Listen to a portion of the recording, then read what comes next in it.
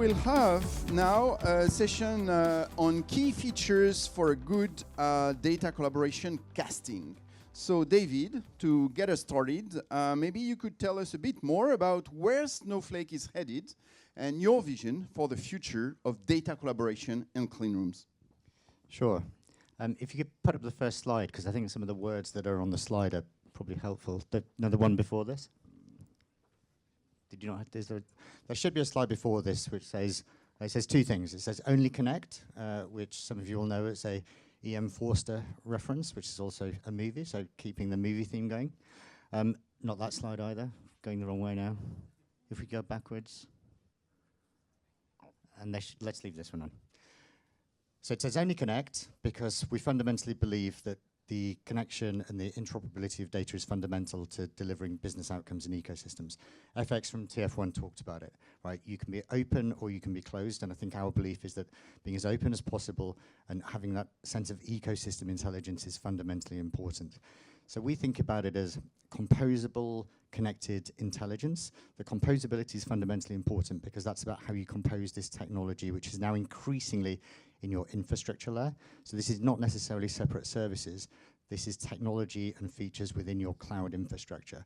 So you've made a cloud infrastructure investment, you're hopefully a Snowflake customer, and now clean room technology and data clean rooms are in that they're in that technology mix. They're just within the UI, you can operate them today. So anyone here who is a Snowflake customer can operate a Snowflake clean room today. You can get one set up in like 5 minutes. And I think the other part of that is connected intelligence. It's about ecosystem data connectivity and the connection of some of the things that you see on screen here. So, you know, we've talked about this explosion of first-party data. Brands, retailers, advertisers, media owners, data providers, all investing heavily in first-party data, which makes this data sharing possible. Data sharing in the infrastructure layer, something you shouldn't have to spend an awful long time thinking about. And then the really exciting piece is the part to the right. This is kind of the frontier. So this is connecting outcomes to that data collaboration. So if you can connect the outcomes to that data sharing, to that ecosystem intelligence, you have the opportunity to build always-on connected optimization, activation insights, and that creates a new model for data connectivity and intelligence. And that's the secret sauce. You know, what model are you using, and what outcomes do you have access to? Thank you so much, David.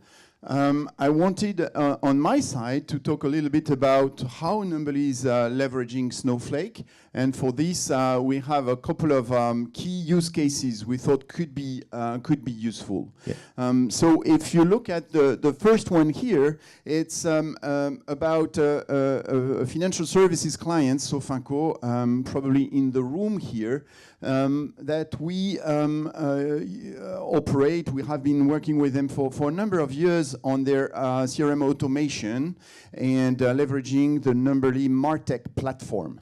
I don't know if all of you are aware that we have developed over the years an incredible MarTech platform, CRM automation tool, that Sofinco is leveraging, and we are now fully connected to the Snowflake ecosystem that Sofinco is using and leveraging. And that is one way to, I think, use Snowflake to connect your CRM automation tool.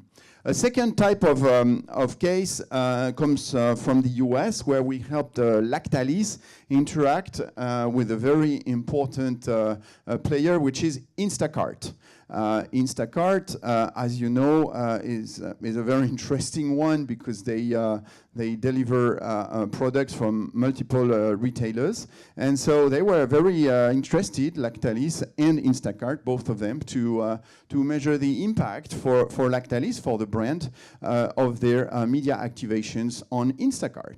And so what we did clearly was to open the clean room, Snowflake clean room, to match the data from the brand, the data from Instacart, to measure the true incrementality of the media activation. So that's a second case between a brand and a retailer. And the third one I wanted to touch on is a case of a collaboration with 3 partners. You have a brand, Hills, we've been talking about them already, a retailer and a publisher.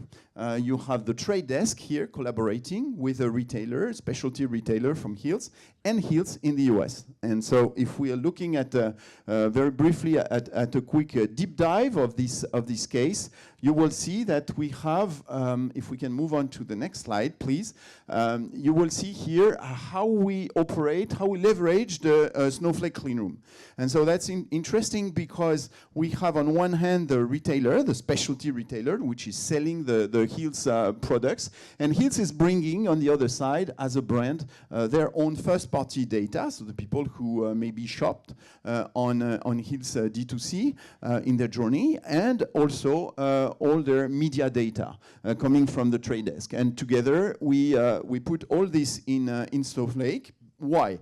Because that retailer wants us as a trusted third-party partner of Hills. They want us to leverage their Snowflake ecosystem, and especially the cleanroom of Snowflake.